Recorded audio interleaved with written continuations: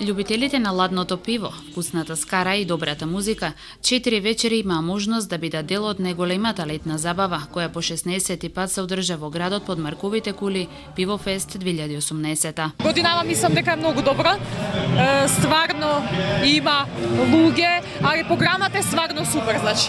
Убаво пеачи. Секоја година е добро, меѓутоа оваа година мислам дека е стварно посебно. Се е супер.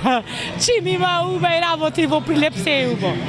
Нека се движа младиве, луѓе во неките од другиве градови, нека го посетува Прилеп. Тоа е убаво е за градов, сепак. Моментално супер. Вчера доста добри. Се надеваме до крај ќе биде така. Одлична програмата е секогаш добро. Ван Гог супер, само требаше да бидат покасно. Да не има вака за Дарио, па црвена јабука Дарио требаше во 5 да биде.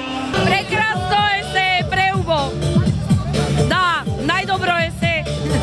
Музиката, забавата, преубаво. За наредната година рок, повеќе да има рок, а помалце турбо фолк. Супер, прекрасно е, навистина убава енергија, убави луѓе, прекрасна забава, убаво пиво, скарата, супер.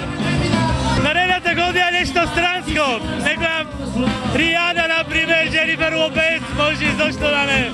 Секоја година убаво што е различно, има за сите вкусови, турбо волк до шаманско и се.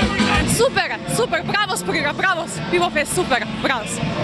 Многу музички имења од земјава и регионот 4 вечери ги забавуваа бројните посетители до раните утрински часови.